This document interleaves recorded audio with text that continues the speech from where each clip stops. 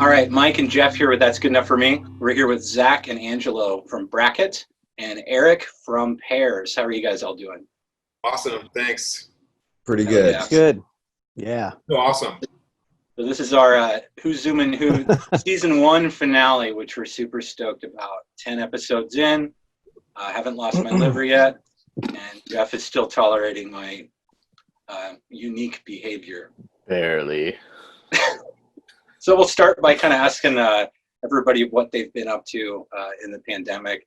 Erich, I'm going to start with you. I'm happy to have you here as Zack and Garrett were in the pilot episode of Who's Zoomin' Who, and it feels right to have you kind of finishing things out. So I know that some of your band are in different places right now, but you're still in New Orleans. Mm-hmm. Yes. Just holding up. Yeah. I saw that you play guitar and drums. I've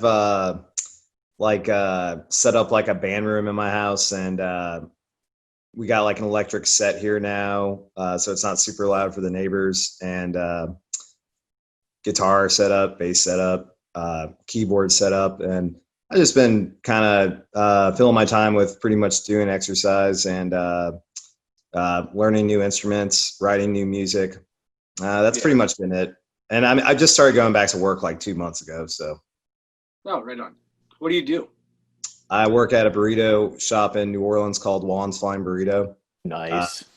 Yeah, and they've been really good to us. They've kind of been checking in on us all, and they really haven't been open to the public. They've just kind of been doing to-go food and only to-go food, and not really letting anyone even in the building.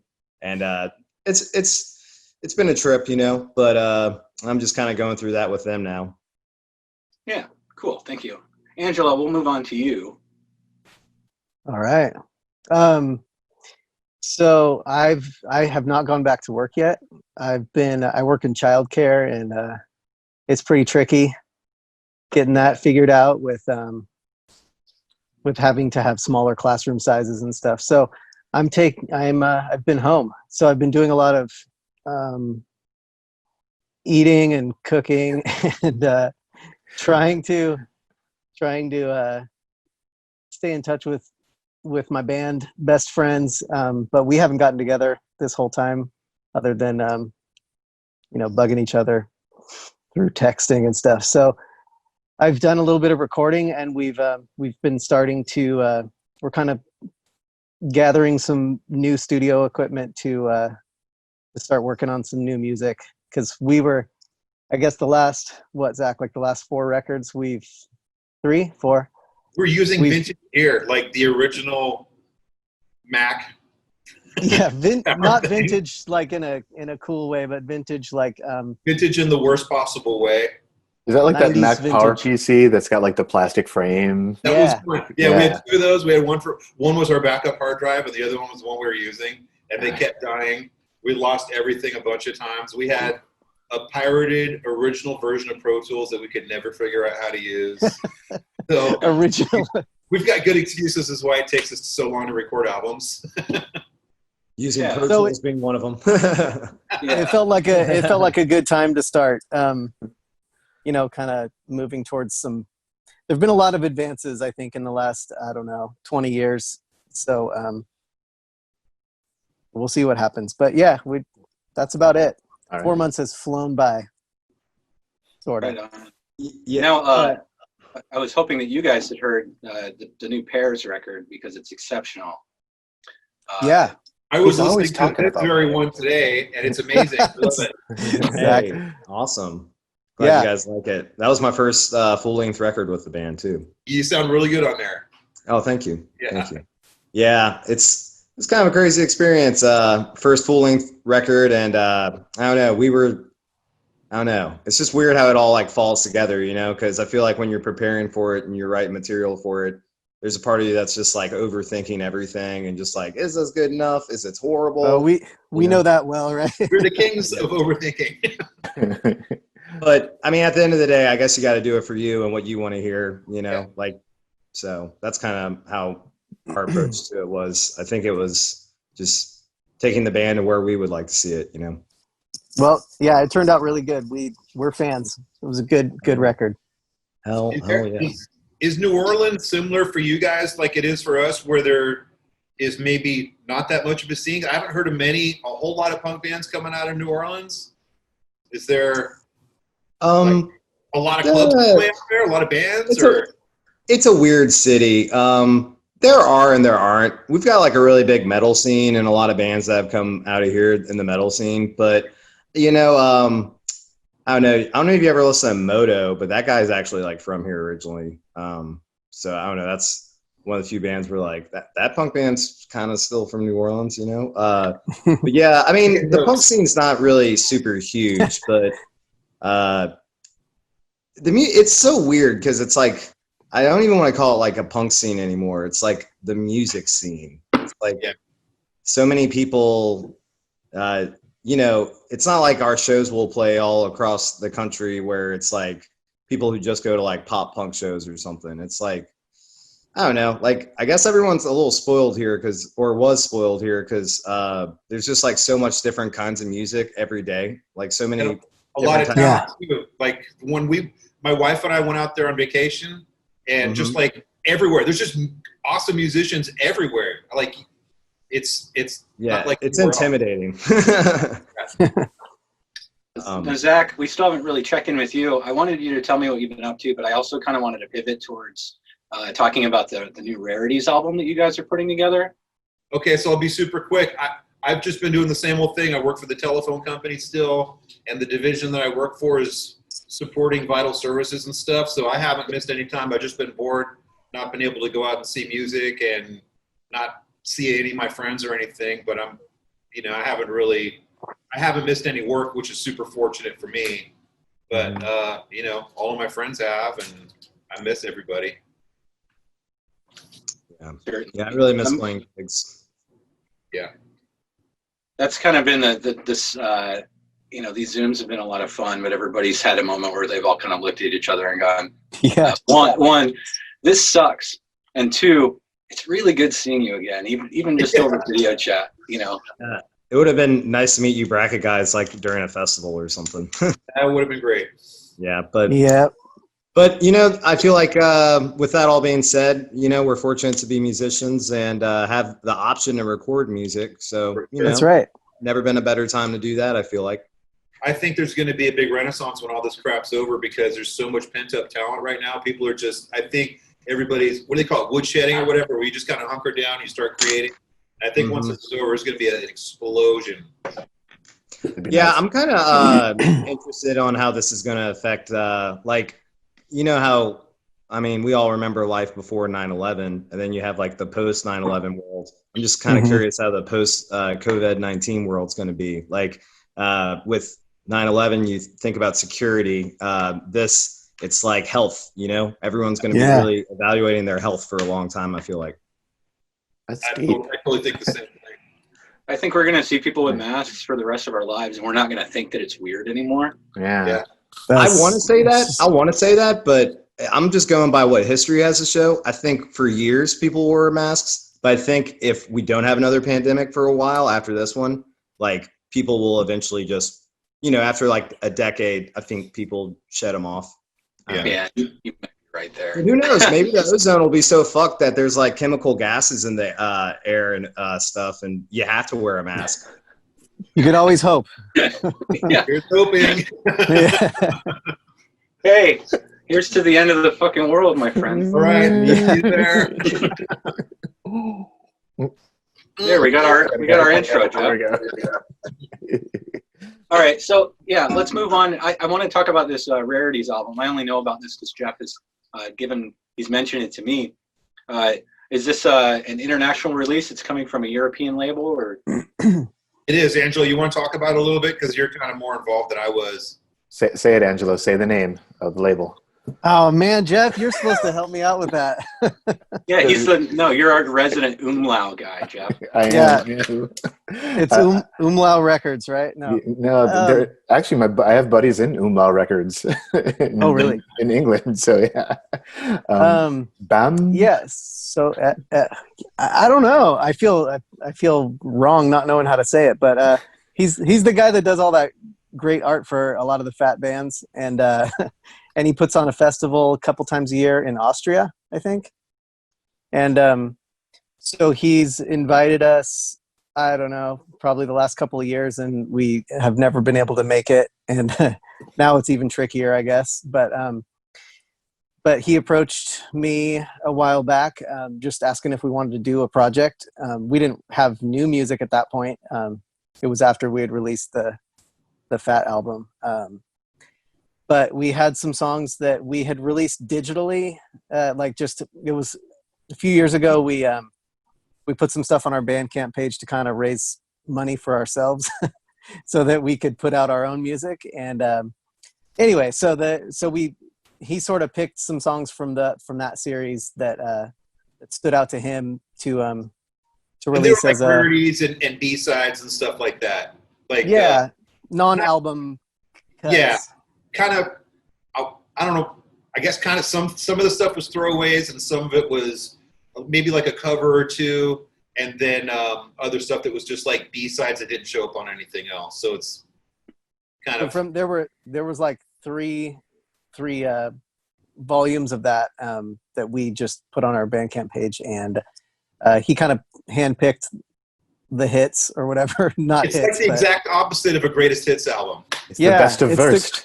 It's the best of Verst. It is, yeah. Oh, that's great. Do you have a title for the record? Best of Verst. It's the best of worst. Best of worst. Like worst is bratwurst. Like the sausage. Yeah. I mean, it's a W, so it's pronounced with a V, so it's Verst. Best of Verst. Thank you. Kind of somehow tying in with the weird hot dog theme that Bracket has had going for not consistently for off and 25 on. years, but off and on, a relationship with sausage. Four-wheel vibe, right? Touching on themes, I really liked the music video for Forget.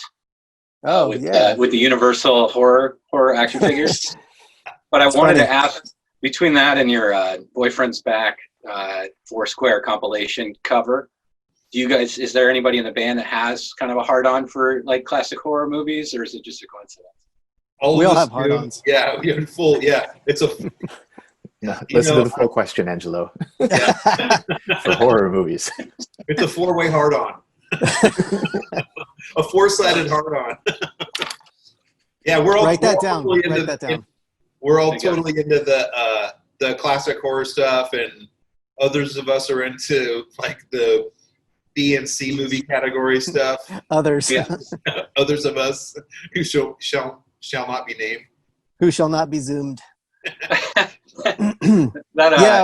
think we're fans of a lot of that silly stuff. Cool. Yeah. Now that Foursquare compilation, that was something that was very important to everybody here in the Midwest, because it brought Suburban home from Denver and kind of bridged the gap between all of these bands that were like larger than life for people my age when it came out. So big fan of that. I'll never forget when earlier today when I realized that was you guys covering that song, because I didn't know it was you. I just knew that it existed. But aside from that, and the Too Old to Die Young record, just that record is phenomenal. I listened to it all day today. Oh, thanks. Very nice work. Thanks. And I saw some weird music video that some dorky guy made for you guys too, for one of the songs on there.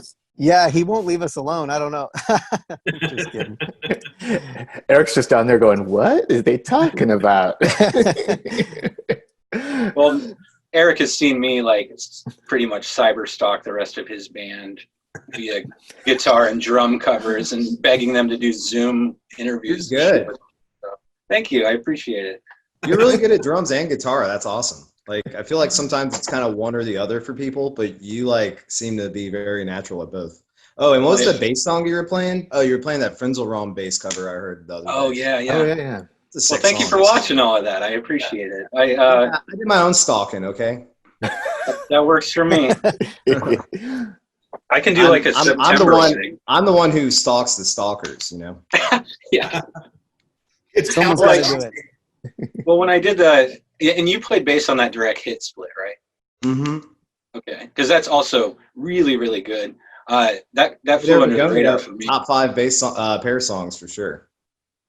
Yeah. No, I decided I was going to do a drum cover of that, and that Garrett's part was so complex that I had to actually go like find footage of him playing it live, and that's when I felt about the creepiest that I've felt throughout all of it. That's a smart idea though. Like if you're a drummer and you can hear things for only so long and kind of get into the rhythm of trying to play that, but after a while, yeah, you know, you're kind of like, what's he doing? Like how's his posture and everything, and like what's like how's he pulling this off? You know. Well, I need punk music right now, man. Like it's the only thing that allows me to have some sort of like a scream while I'm stuck at home. So. Yeah. I'm still learning to play the fat beat. Oh yeah. It's hard. Now, Ray from Bracket can't do it either. Don't feel bad. Yeah. So I wanted to talk about the last show that all of you guys had actually played or attended, and we had done a Zoom with Joey Cape, who mentioned you guys. Big fan of yours. So I think he might have already answered it, but I don't remember exactly how it went. So I'll start with you, Zach. The last time Bracket played before all the world shut down and everything. So our last show was the day after Valentine's Day. So that was like probably just a week or two, within a couple weeks of when everything got shut down. And we played with Toy Guitar, Mercy Music, and what was the other band, Ange? Decent Criminal. Decent Criminal. Yeah. In San Francisco, it was. We did 2 shows back to back. We only play like every 5 years or something like that. Just a couple, just to get out and practice and stuff. And yeah. And that was it. So that was our world tour. 2 shows in the bag. We missed the shutdown by a couple of weeks. It would have that would have been the 2 shows in our coffin. area. So our running joke was coming soon to a town near us. That's great. And Erich, I didn't have any continuity, obviously, in my pilot, so I never asked the other guys, when was the last time Pairs actually played? Well, last time we were all in a room together as a band was when we did the record. Or, well, that's not true. Jared came over to New Orleans and we went over the record when we did the video. We like played the new record as a band, which was a lot of fun. I mean, we were in Europe last summer. I can't really necessarily remember all the very last week of shows because you know how it is. You're like kind of in Sweden and Austria, and it's like the end of tour, and you're just kind of like, okay, like these are great shows too, but just you know, I mean, one of our last shows I think was in this like cafe, like real small like youth venue in Austria. But the venue I'll really say, or the show I'll really say, is Punk Rock Holiday, and Cigar opened that day, and then we played after them, and then Pup played after us, and then it was Teenage Bottle Rocket, and oh shit, I forgot the other 2 bands. Propagandhi closed, and that tour was cool because we were playing a lot of shows with Propagandhi, which, woo boy, that's a good band right there. Certainly. 3 of the 4 of them read my Instagram message asking them to do a Zoom with me. So, that's as far as it got. Yeah. It was actually really funny. There was like one of the shows that summer we played on this boat in Paris. It's like, I forget the name of the venue at this moment, but they always have like summer punk rock shows there. But it was real funny because kind of like one of the connecting things we had with Propagandhi when we first met them and stuff. I mean, we had like met them at Fest and a couple of other like festivals, but we hadn't really like played that many shows together and stuff. But it was just funny because like there's like a piece of shit like in the bathroom in the backstage. Like for the rest of the time, we were all like talking about who was the one who like, you know, like was wiping their ass in some like poop like came on the ground and stuff. Like flung off. Gross. Like everyone was like, "What's that smell? What's that smell?" And then someone was like, "Oh my God, it's there!" And then everybody like saw there was like a footprint in it, so somebody stepped in it, and like, I mean, it was crazy. Like there was like so much like like conspiracies like being made up about it. I'm not gonna lie. I lived in Lyon, France for like 3.5 years, and that's like pretty much every bathroom in France.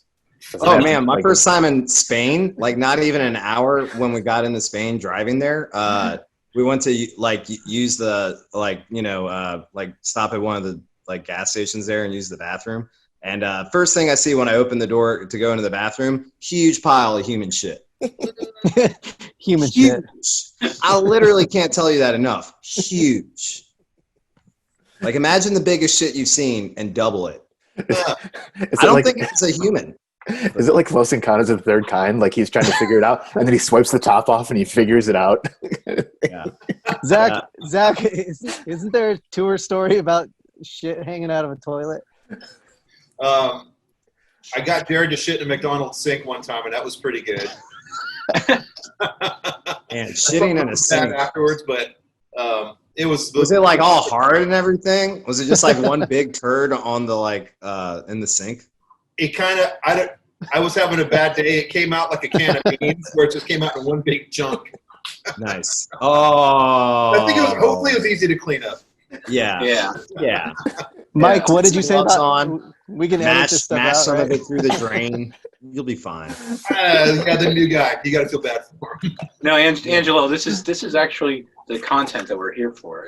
This is mostly- it's One time when I got like the management job at my job, somebody took a shit outside, and it was real funny because like every now and then like working in restaurants you'll run across like and this isn't my current job, but you'll run across my just so I'm clear on that. But yeah. you'll run across like mice or something like that.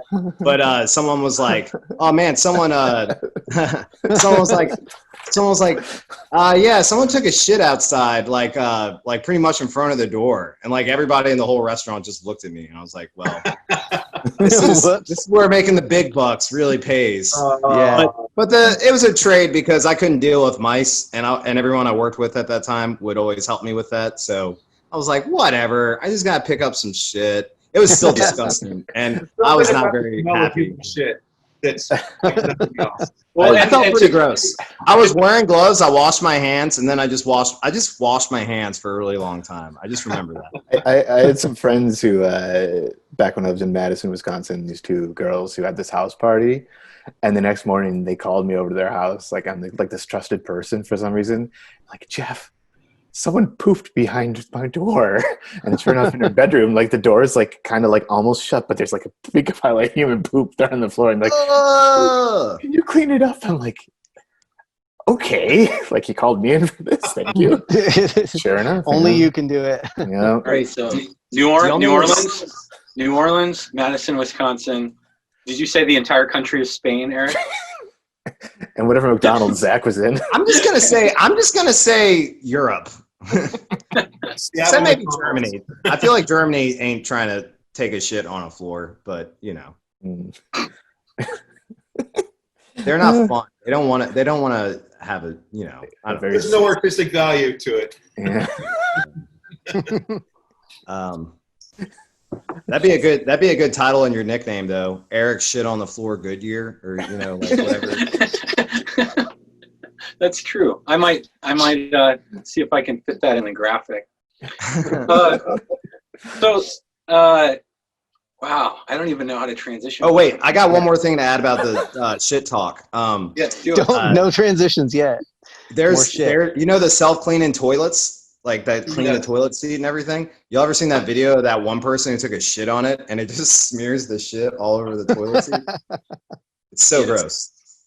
I seen a Roomba like run over the dog poop or something and just smeared it on the floor. Y'all ever been to ratemypoo.com? There's no way all that's real. I'm gonna say that right now.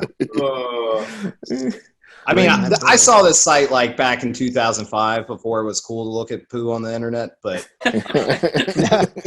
now it's cool. Yeah, and half of it's fake. You know it is. Yeah.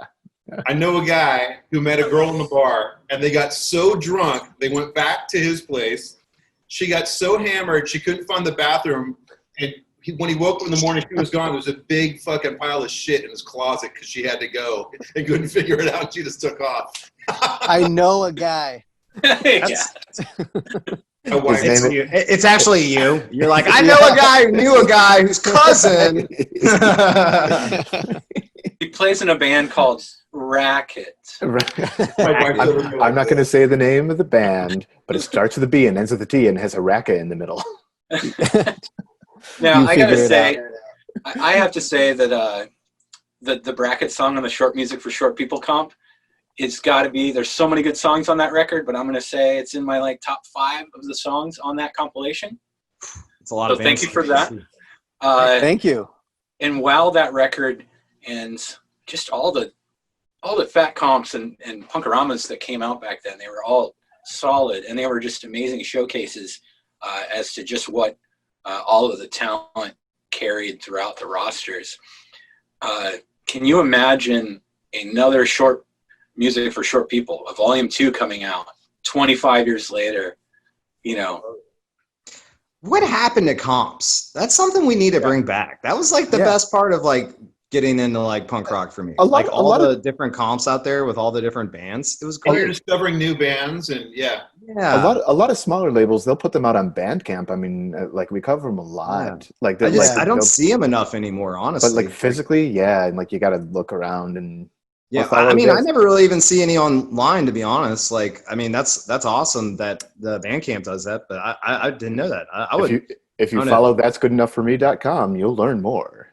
Nice, very nice. I'm taking Shameless self promotion. Yeah. Yeah, but it is true, you know, and Eric, I think we're pretty close to the same age. You know, I'll never forget just skipping through 31 punk songs and being like, oh, this band from Sweden, Millencolin, that guy's voice is crazy. I could listen to 13 songs of this guy's voice and going and picking that out. And that's just kind of how I was introduced to so many of those bands, Bracket included. Same. And all of them, you know, you guys have a very, very specific, particular sound that you're able to spread within your discography without it sounding like it's repeating itself at all.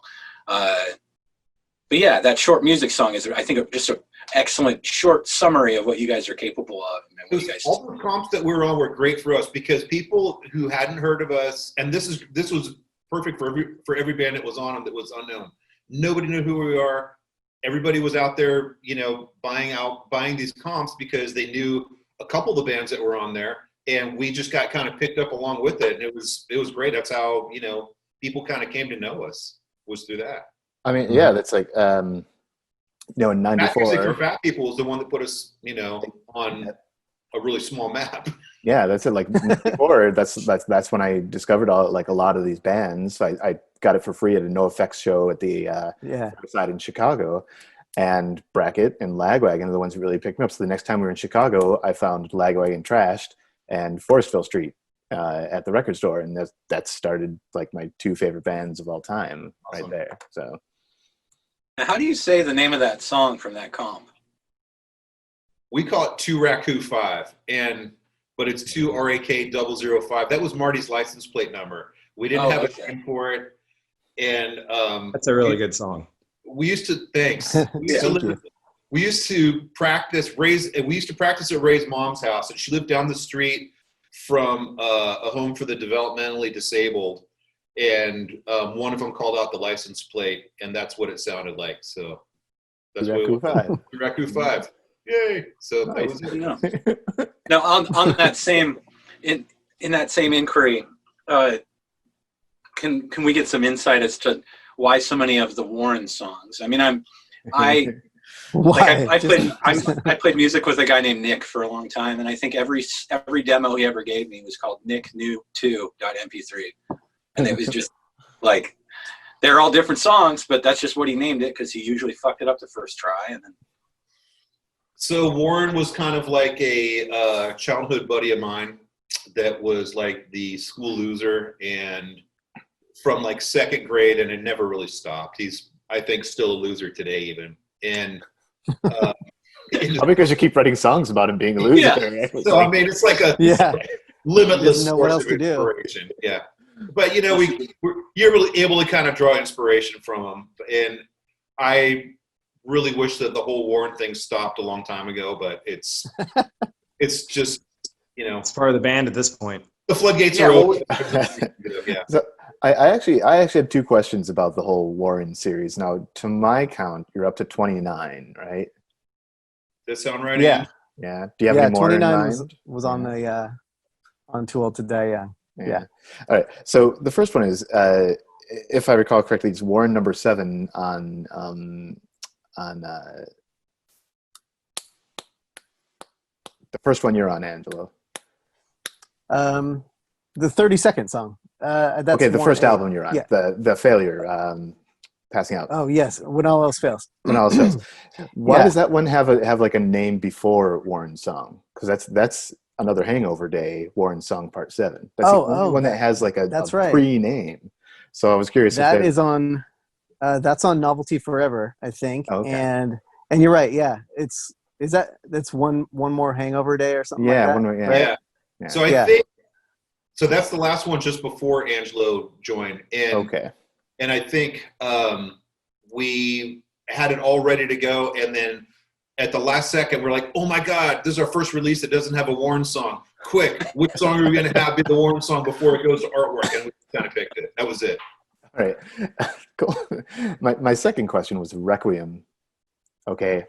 On the actual track listing, it's just a jumble of Warren's song numbers. Yeah. Do you guys have your own little names for those songs so you know which ones you're going to play? Well, if we played more often than every 5 years, we might. But what I remember is and it ended up being them all jumbled, which was kind of annoying to people and looked sort of silly. But I think we just decided that all of the songs were going to be Warren songs, and I think the order that we recorded them in, we ended up naming them 1, 2, 3, 4, or not 1, 2, 3, 4, whatever we started with at that time. I don't know, 11 or 15 or whatever.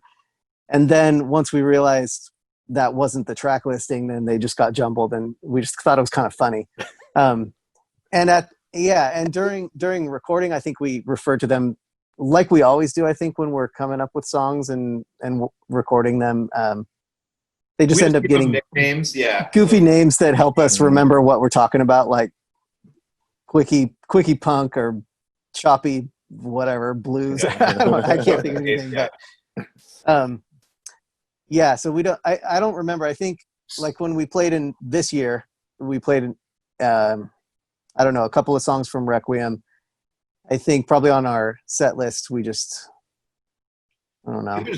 We just said Warren, and that was it. Just to Warren, whatever. Yeah. Right. But no, we don't. If someone says like, "Oh, I really like Warren Part 14 on Requiem," I have no idea what song that is. I gotta go look it up. They got to hum it for you. Yeah. And that's the same for me for any Warren song, because we have 29 of them. I have no idea. You guys At least you always have a song title. Yeah, we're Yeah. And that's true. and it's kind of like, you know, Oh sometimes man! it's hard to. What's that? Or I was gonna say it'd be funny if y'all one day have like a greatest Warren's hits. Yeah. that would be good. The Warren compilation album. Yeah. Just 1 through 29, all of them. Yeah.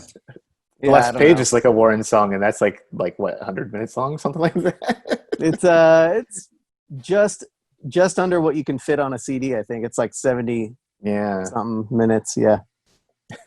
And this Warren thing hasn't affected any angry liberal Democrats that are arguing about their candidate or anything like that. You know, Elizabeth that's Warren. gonna happen no matter what. Yeah. We when the last page, the one that the long Warren song, a label called Head to Wall put out the vinyl version of that, and they someone at the label designed this T-shirt to sell in like the bundle thing, and I think they just, everyone at the label just came up with as many people whose names had something to do with Warren, whether it was their first name or last name. So there's all these different Warrens on the T-shirt, and including Elizabeth Warren. And Warren and, Buffett. Yeah. Warren Beatty. yeah, Warren G. So just, Warren's everywhere. We try to cover Anyway. all this. They're all losers, I guess. That's great. We haven't heard from her lawyers yet, but or her followers, but So we've only loosely talked about this, but our dream is to have a different band cover one Warren song and put all the Warren songs together on some kind of collection. That would be our dream. Eric, So- what do you All think right. about that? you got that, Eric? Yeah. Okay. No, you should get sounds like y'all are more ahead of it than I am. get that composer that did the Decline with no effects. You should just do like an epic orchestral Warren compilation. In the subject of like song title themes and funny Easter eggs, Eric, I didn't want you to like pick your favorite by any means because they're so special and unique in their own way. But between Mambo No. 5 and System of a Down and all of the funny things that the Pairs has kind of brushed on in the middle of their songs for fun, do you have any of those little parody moments that stand out as a favorite for you? On the new record, at the end of Comfortably Dumb, on the demo version, I did that that Tool riff. I The think that Tool one was song that every bass player learns? Yeah, exactly. That's why I thought it would be hilarious to have it at the end of a song. But if that would have happened, that probably would be my favorite Easter egg. But you know what? On Dial Up, actually, when Zack does the Macarena, that was something I really didn't expect. And every time I hear it, I'm like, that's pretty good. It's epic. It's pretty brilliant. It's brilliant. I think that, or I mean, we do play the Day Tripper riff in a song, and that's pretty. Oh, that's true. Yeah. I've been probably one of those.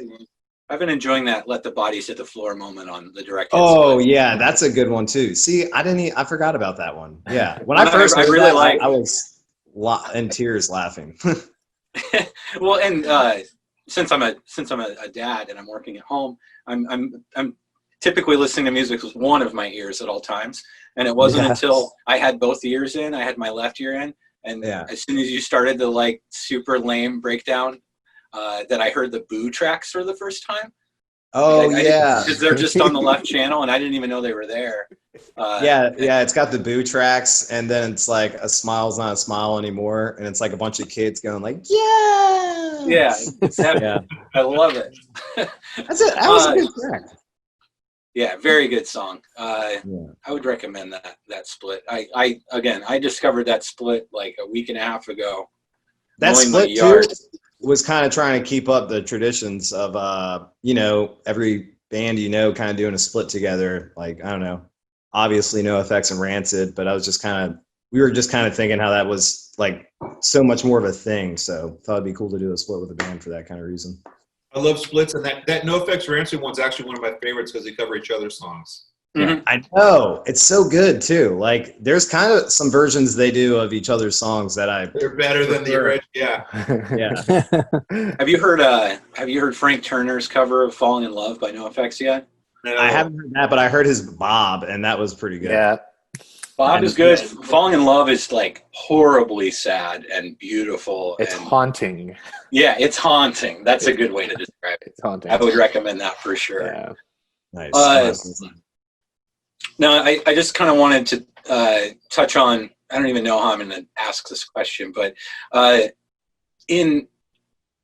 especially when Bracket was really cutting their teeth with the first Fat Comp, there was kind of a juxtaposition between punk bands that played really fast and were kind of loud and thrashy, punk bands that adopted more melodic themes. You guys, you sang the best out of just about anybody back then. I mean, Fat Mike couldn't sing until a couple records after that in his own band. So do you have any comments about just being in, a pretty voice, singy, melodic punk band back then? Well, we're trying to have a foot in both camps where we're, still having still having some attitude at the same time. So it was kind of tricky, and we knew that we couldn't please everybody, so we just did what we felt we wanted to hear, and that was basically it. And that's kind of how everything came together. And I feel like, from the beginning to where we are now, with the exception of the last album, because we kind of stripped it down a little bit, I feel like we kind of were trying to push ourselves more and more and more every time, like most bands do. Yeah. Right? We're just trying to not do the same thing every time and trying to learn from what we had done before and expand on that every time. Well, I just thought of something so funny. Wouldn't it be funny, though, to have a band that's like their next record is like, everything you can expect from us. Nothing new. Promise you. You're going to get the same feeling you got surprises. from the last record. They digress. You got to have a band that digresses. They get worse and worse every album gets worse. No, they don't even like, it's like, I don't know. I mean, there's some bands like that. Like, they're going to put out material and it's just going to be like the same. It's not bad. It's not really good, but it's just like consistent. Like, it's just funny to like not ever have like really like, oh, we're going for a dark sound this record. It's like same consistent sound. I saved all the settings. Nothing's changed. Yeah. No, I'll tell you. And I'm 12 not more gonna, of the same. I'm not going to. Don't worry. We're not making any song more dynamically challenging than the last record. A lot of bands do that. Yeah. No, I'm not going to burn the band at the stake because they're two of my favorite records. But if you told me that Pucker Up and Full Metal Jacket by Teen Idols were recorded at the same session on the same weekend, like, I wouldn't have known the difference. Yeah. Yeah. But they're excellent. They're And excellent that's the records. only band. There's I won't mention any names. Yeah. But there's a lot of Don't do bands that are just happy, that are, I don't know. They don't. I think that they feel like they've got a certain amount of recognition for what they're doing, or they have a sound that their audience likes. And but I think it's important for any artist to keep pushing themselves and work harder.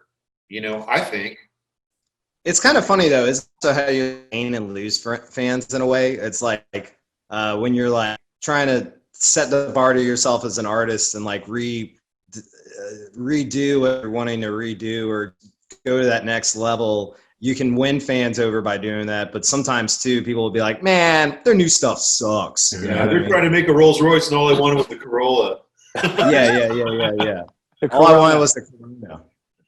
And I would say from Go to Prison, Erich, to the self-titled Pears record, there is a ton more melody than there used to be. So I can see some angry, dumb punk guy getting mad that, Zack is singing at all. Yeah, I mean, that's going to happen, and that's okay, because that was a very conscious thing about, like, we did this record kind of like, we're going to have some fast, heavy songs, of course, but probably going to have some lighter songs and slower songs, just because that's, to me, a very natural progression of a band that's known for doing one thing. Totally, that's like our story. Fast punk rock music. Like, why wouldn't we show people that as much of the pop punk and heavy thrash and everything we do, we can also just have a pop song, or Yeah, and if that guy doesn't like it, that's his problem. Yeah, I mean, I think that's also a thing. Like, me personally, I don't think there's really that many bands out there that I love their entire discography as much as I love like my favorite record by them. You know what I mean? Right. Mm-hmm. But also sometimes if I'm in a certain mood and maybe I'm kind of like channeling the mood they were kind of in, I guess I can like learn to love it more. Yeah. I don't know. Maladroit by Weezer comes to my mind a lot because that record took me so long to kind of like, but now I actually think it's a pretty great record. I'll have to give it a try again because I was in the same boat. I was like, oh, it's not one of the Color albums, so I don't know. Yeah, and you just gotta get past the. I think when I realized what they were going for, like they wanted to do a power pop record basically, and they were like, we always do flashy guitar stuff and shit, but why don't we just like actually go for it this time? Yeah. So I don't know. I actually right now I'm actually looking up Weezer because I have to remember which songs are on Maladroit because like they all blend together so much. Yeah. I'm like great. American I'm- Gigolo.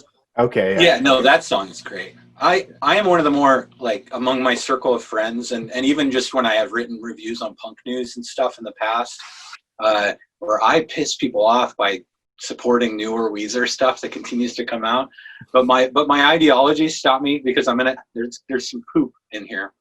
I want to make a Weezer Gold album that has everything that's come out in the last like 13 years that wasn't terrible, because there's a lot of really good shit in there. You just have to find it. And then I want to put out a brown poop album.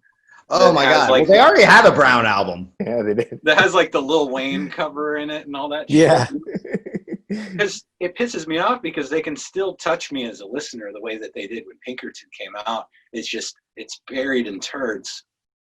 Well, that's the thing, and I think that's the thing that a lot of listeners wind up with, because they're like, this band is so good, and they're doing something that I hate so much. They just, you can't please everybody. Y'all ever seen the SNL Weezer skit? Yeah. That is so good. two neighbors getting in an argument over I did see that. Wait, what is this? Was it neighbors or was it like Thanksgiving dinner or something? No, yeah, it was two like neighbors who were having dinner. Like one set of neighbors just moved into the neighborhood, and one of the neighbors is like the one that their house they're in. He's like, "Oh, let me put on some music," and he like puts on the new Weezer record, and then one of the neighbors is like, "Is this Weezer?" And he was like, "Yeah, the new Weezer record, it rocks." And they were like, "Let me just tell you something. Blue album, Pinkerton, that's it." Like, it's the one with Matt Damon. Yeah, and Matt Damon at one point is like, "Hey, I know I'm gonna be listening to a new Weezer record, and you know where I'll be? Beverly Hills." It's such a good skit. I highly recommend it. Yeah. It's a classic, actually. Yeah. I know what I'm watching as soon as we're done. Good. What do you have for me, Jeff? I'm almost out of notes. Really? Yeah. I put you in charge of this and ruin everything for us. Have you astrally projected lately? Oh, Yeah. Have you astrally projected lately? Yeah. Yeah, I mean, I'm working from home, and this is like my whole life right now. What do you think? Nice. That's astral projection juice. My body is carbonated. Eric, are you the dedicated bass player to Band-Aid Brigade? Are you like the full-time bassist in that band? I went on those first two tours, and as of now, I don't know, just kind of working with them when they need a bass player. But I'm not always going to probably. I don't know. We were talking about things kind of before COVID, but because of a lot of financial reasons, I'm sure if they do another record, they probably. I mean, I don't know. Yes and no. I'm basically there if they need me, But as of right now, I mean, they did a gig before COVID, and I wasn't there. But I don't know. I'm just kind of doing it if they need me for right now. That's an acceptable, long-winded answer. Yeah, I know. I mean, I don't know. I can't really think a lot about anything after COVID right now. I just can't. Yeah. Like it's like right now, like people are like, "When are you guys going on tour?" Or, "Hey, what's going on with this music project?" And it's like, I just mentally can't even grasp how to answer that question. Because for me right now, I tried to play bass along to this during this COVID break. You got chops. It's really hard. It's really good. Oh, thanks. Yeah, I didn't write all the bass stuff. That was I don't know. That was like the me and Zack team. Zack's a really good bass player too, actually. And I don't know. I would like kind of consult him on finishing the stuff. But yeah, I mean, some of those songs, like, I don't know, it was fun. Yeah, we like all wrote it, and I appreciate it. I'm not ever good with compliments. You sound great. So. Yeah, you guys sound really good too. I love y'all's chord progressions and melodies. They're so good. Thanks, man. Yeah, Thank you. good chord That's progressions. literally what everyone says, like, about Bracket. Like, Yeah. Good chord progressions are everything in punk rock, I think. We always try to do the chord you don't expect instead of the chord. Yeah, we do too. That's like a kind of like a rule. It's like when you're like going to somewhere that you would expect it naturally, that's when it's like, Fight maybe it. we'll, Yeah. fuck this Everyone shit up. thinks we're going to go to an A right here. But But we're gonna do some crazy diminished chord. yeah. But back to answer. Yeah, I don't know. It's like hard for me to answer just because I just don't know how the next 6 months is gonna be. Like part of me is like, not to get like too crazy and dark, but I don't know. Part of me is like, if we don't get unemployment, federal like help and more stimulus money, like how are we just not going to go into a state of chaos? You know, like, Yeah. like there's so much tension already. I really don't think it's going to be taking that much. You know, so it's like when I start thinking about the new normal, I'm like, what is that going to be in a post-COVID-19 world?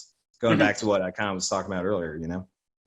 Now, since you're distraught and in hopes to catch Jarrett in a lie, is it true that every song on the record is all that you did with Fogel in Denver? There's no leftover tracks that we get to listen to. Yes, that was nerve-wracking. Yeah. Because like we went there with 14 songs and like 2 of them we wrote. Well, one of them was a song Zack already kind of had, and we just kind of wrote it as what Pears would do. And then Traveling Time, yeah. And then Nap Time was the other one, and Zack and Brian pretty much wrote that in like 20 minutes. And yeah, it was, I don't know, the whole time we're like 14 songs, we've got to do these 14. And at points we're like, I mean, if it's a 12-song CD, people aren't going to be bad. And we're like, dude, 13 songs, we can have a song for a comp or something. Like, you know, you're like going through all these things. Yeah. You're like, I mean, dude, is anyone really going to be mad if we just have 9 songs on a record? You know, like, but Maybe it's just going to be an EP at this point. Who knows? and honestly, Zack didn't start writing lyrics really till the last week, so it was kind of like he was cranking out like 3 or 4 songs a day, and I just couldn't believe he did that, because that was unlike any way we've done it before. But it all came out really good, so can't really say there was anything wrong with the whole process, because we definitely wouldn't have gotten that record sounding how it did if anything was different. So, once again, Zack already said that he's a fan. I did a Zoom with Ed, the drummer from Zebrahead, who can't get enough of the new Pears either. I think that it's just fun, and it's just heavy and intense enough that a lot of us are just using it as a pacifier while we're fucking freaked out. So, Yeah. killer record. The lyrical content is awesome. I just love reading along to it. It's great. So, Bracket. disconnected. Oh, who do we lose? Right. No, we lost Angelo for a second, but they're back.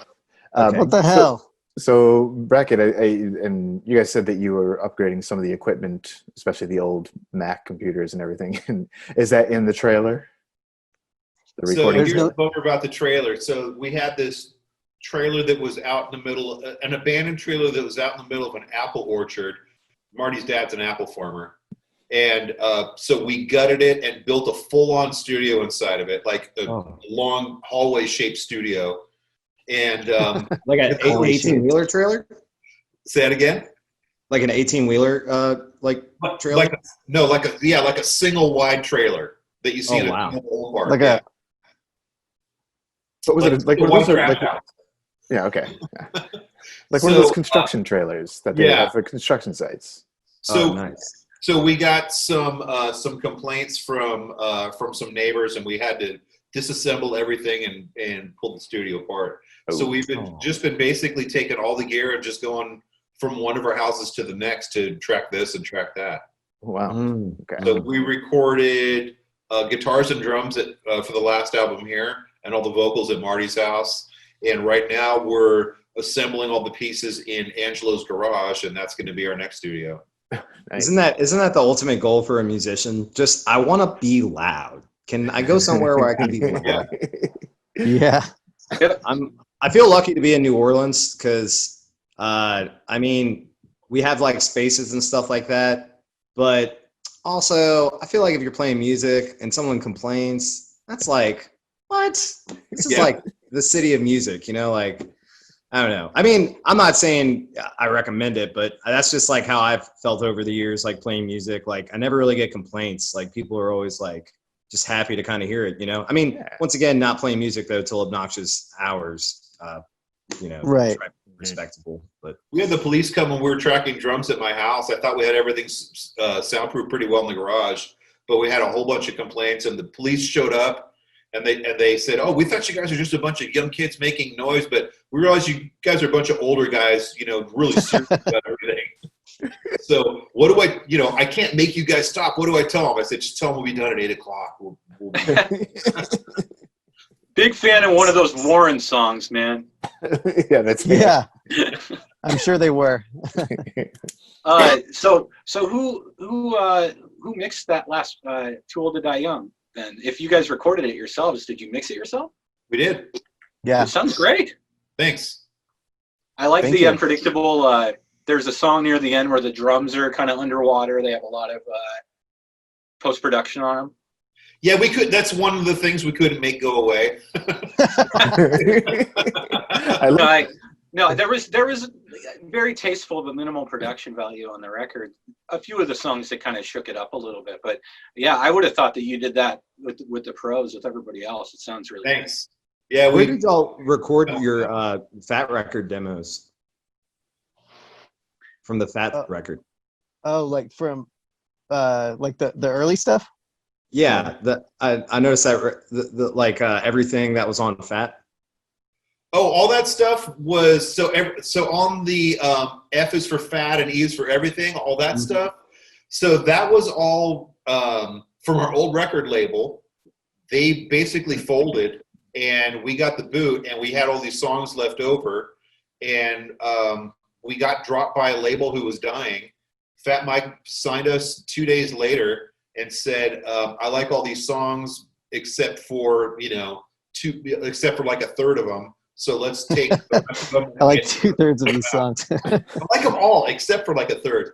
Yeah, that sounds. So that was basically all stuff that we had recorded in the studio before we were even on Fat. It was left over from an unreleased album, basically. cool. It was like our I was curious. unreleased Pet Sounds album. Okay. So I think what Jeff was getting at then is, can we expect another full length from Bracket? Definitely. Definitely, but not definitely soon. So we're right now we're in the process of writing and assembling a studio all at the same time. So we're hoping that we'll have something coming out pretty soon, maybe next year. And we don't know if it's going to be in the form of an album, if we're going to be doing singles for a little while. So we don't know what's going on. As usual. Wouldn't that be a thing though? I don't know. One thing I'm kind of wondering with COVID-19 and kind of a built up of like a lot of creative energy and stuff. It would be kind of an interesting direction, I think, not obviously continue on records and such, but there's just like so much things with current music where they seem to be like releasing a song a day or kind of just like kind of going more on the like online thing a lot more. Right. I don't know. I mean, we'd be totally open to, it just depends on the timing for us because we have, our drummer lives, in a couple time zones away. But, if the planets align, I think it'd be great for us to just start putting out, a song here, a song there. And maybe once they're all done, then it'll be almost like a compilation album that way. But we don't know what kind of way we're doing any of that stuff yet. Yeah, we know we're gonna start working on stuff, but it's just such a like we've all been saying, it's a different, weird time for a lot of different reasons, and we're ready to start navigating how to do that. The answer is we're pretty sure we're doing something. Yeah. But how do you not have a whole plan for a record planned out already? I just don't understand. The tour to follow in 5 years. Man, what a foreign word. Tour. Yeah. It's been foreign for us for a long time. Well, it's hilarious because anytime Bracket posts something new on social media, like you immediately get people piping in like, come play like, Schenectady, New York, and come play this, and like, come play like Tuck to Yuck Tuck, Canada kind of thing. And it's like, it's like people get so excited when Bracket posts something that just like, oh, come to see us. And now it's like, even though no one's touring, people are still doing that. Like, you guys, hey, we come to Germany now. Come to Germany now. Right now. What are you tell doing? you that we have our shit together, but for us to pull it together and get to Poughkeepsie, New York, to go play a show, it would bankrupt every member of the band. Right. Yeah, understood. Well, and at the moment we just have your songs for both of your bands, and we thank you for that. I mean, it's all we got. That's right. Wow, that's wait, great. and love. Love is what I Yeah. got. That's the Now key. we have. Wow, what a grim but beautiful outro here, so we can end the Oh, fucking so this is interview. like the season finale. Yeah. Yeah. But Mike, I'm pregnant, and I'm actually a clone of you. All right, Mike and Jeff with That's Good Enough For Me.com. There goes season 1 in the books of Who's Zooming Who. I'm out. Oh. Me too, it's an empty can. Stay tuned for season 2. Epiphat bands and everybody else. If you want to be in a Zoom with us, you got to hit us up. We'd love to have you. Yeah. Contact us via the webpage, submissions, contact at that'sgoodenougghforme.com. And we'll definitely set something up. Hit the like button, hit the fucking subscribe button, all of the other things that everybody on YouTube ever says at the end of their videos while they're doing this awkward thing. Yeah.